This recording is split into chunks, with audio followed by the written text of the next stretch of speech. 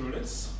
We will continue with chapter number 2, which I had done from last lecture.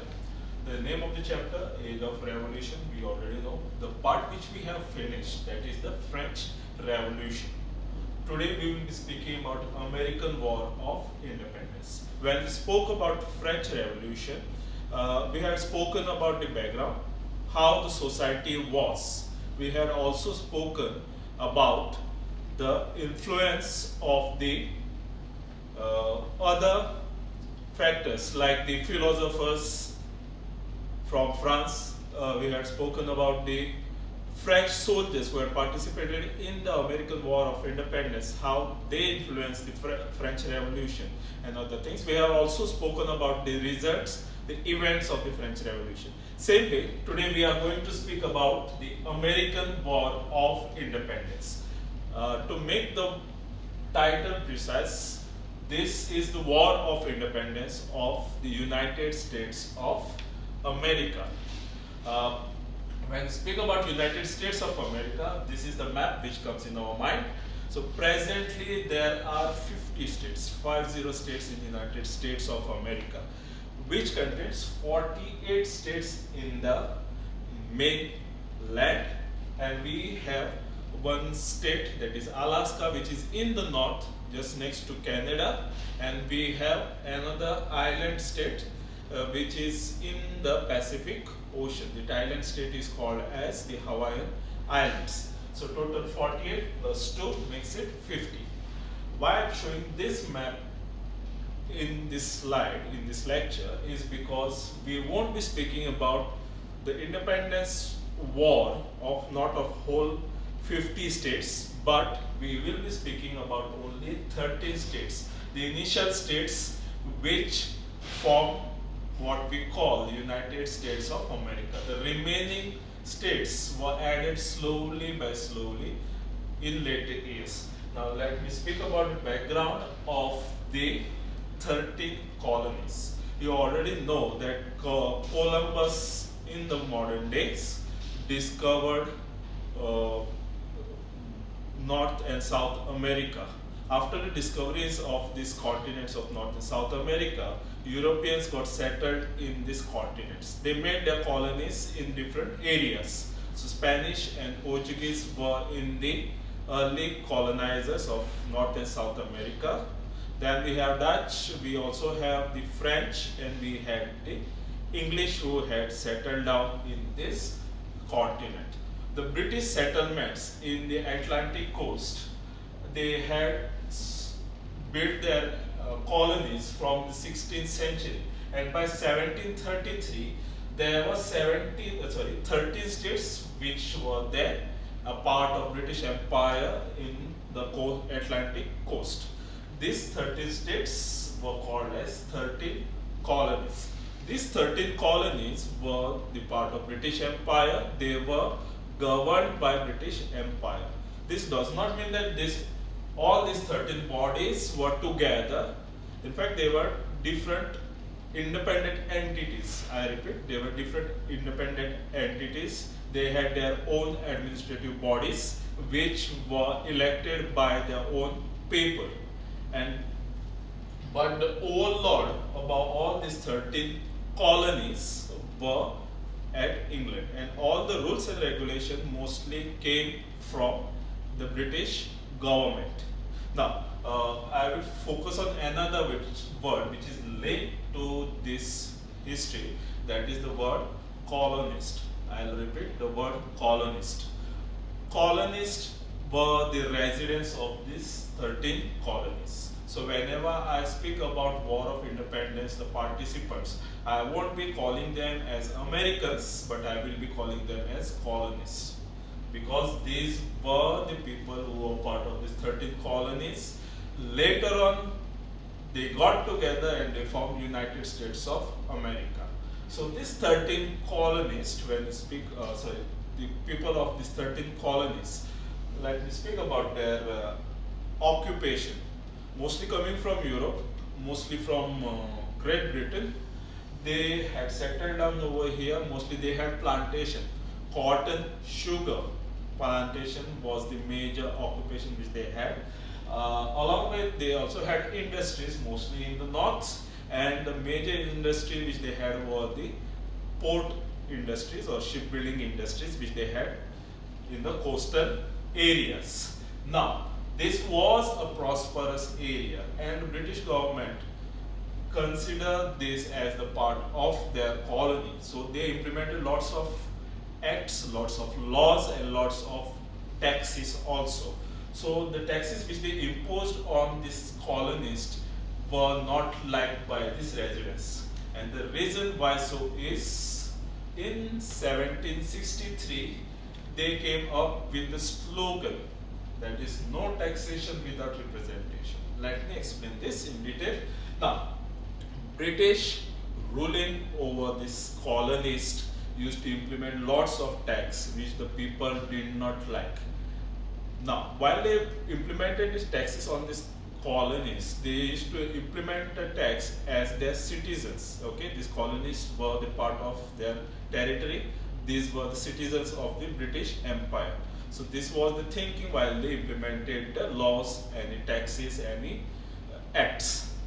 But in the British Parliament, no representation was there of this colonist. So this colonist said that if you are considering us as your citizens while implementing taxes and laws, please also say that we also have our representative in the parliament or in the government in mainland England. So this was their demand, no taxation without representation. And this was the early beginning towards the war of independence.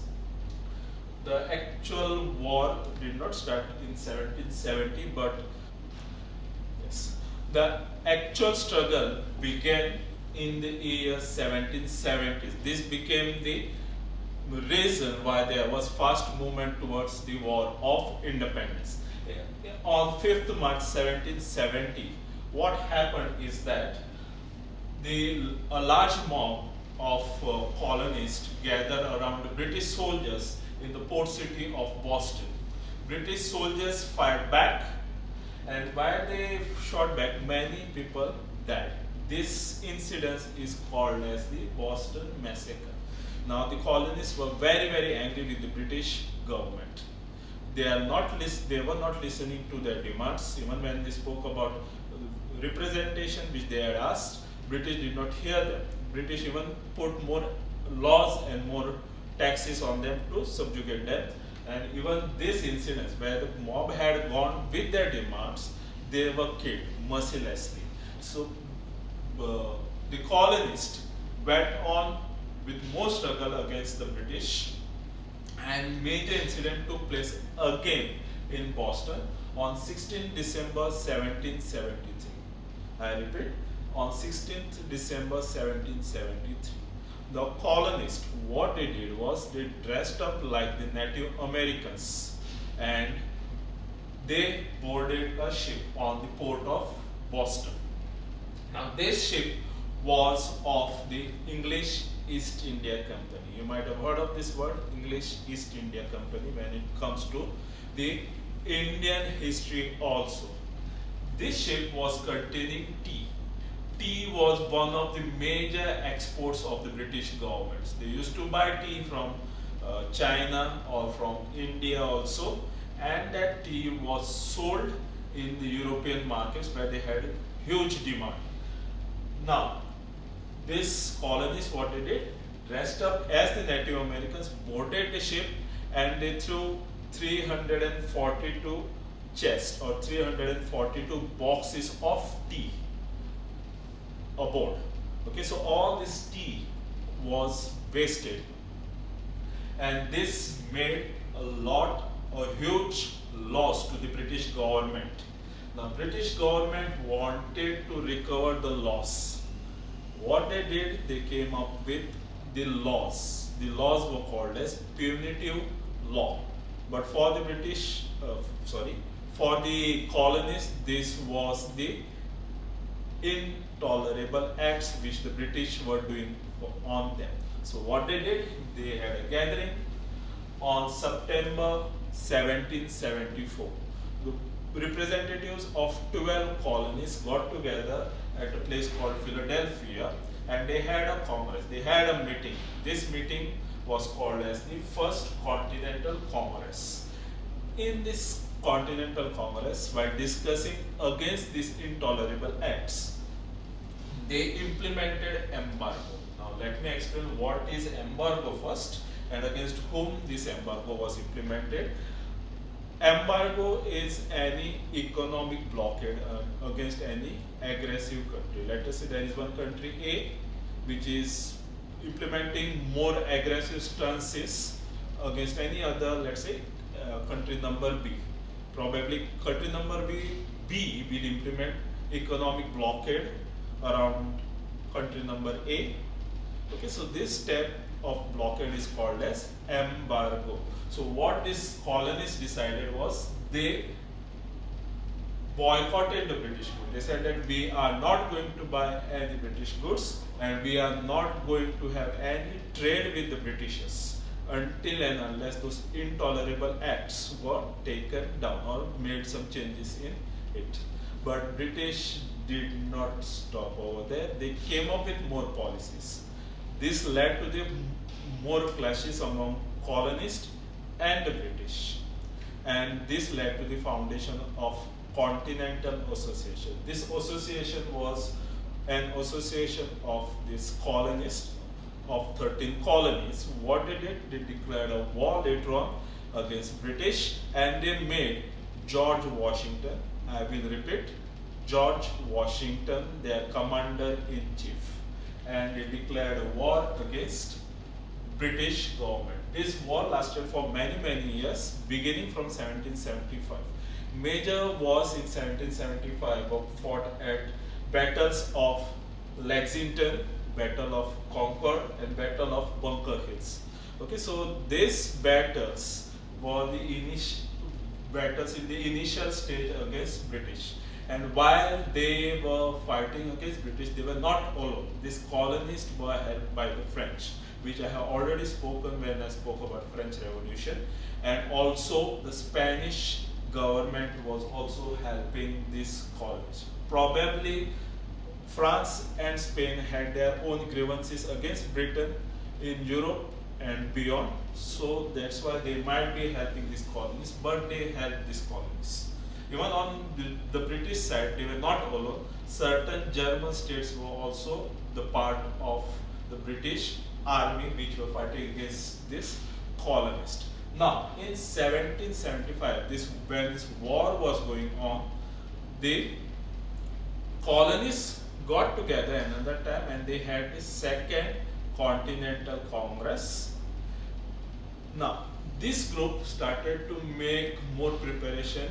They started to plan more to fight against British. But in 1776, this group, what they did was they declared USA an independent country.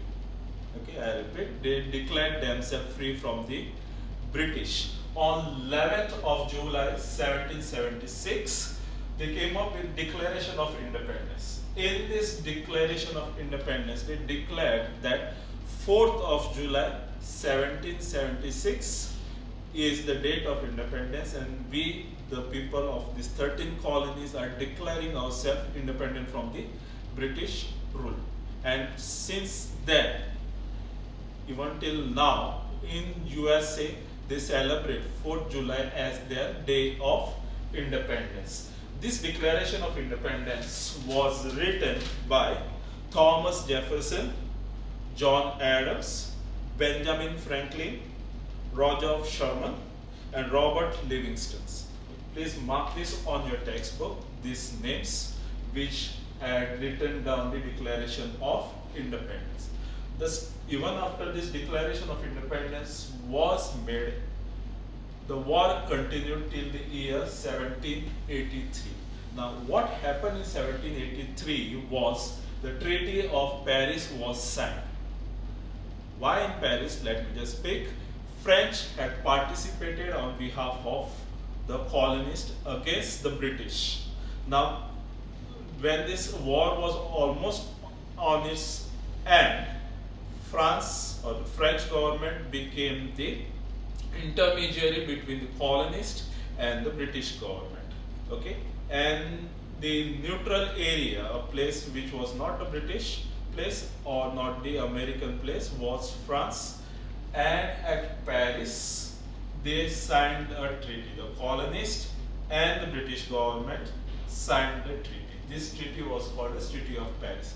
As per this treaty, the British government recognized the independence of these 13 colonies.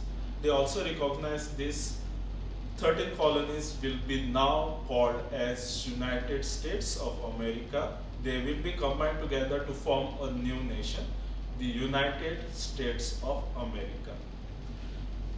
Now, the progress, let us try to understand. After their independence, after the Treaty of Paris also, the colony, the Americans, now we can call them Americans because now the country of United States of America was legally formed, declared George Washington, who was the commander-in-chief of their army, as the first president of United States of America. This was done in the year 1789. Side by side, they also began to write their constitution. By 1791, their constitution was written, and one of the major part which they declared while writing the constitution is the Bill of Rights. Now, what is this Bill of Rights? This Bill of Rights is the first 10th amendment to the US Constitution. As per this, it constitutes a collection of guarantees of individual rights and limitation on federal and state government. So it tells us about the rights of the individual. Now, this war of independence became inspiration for many.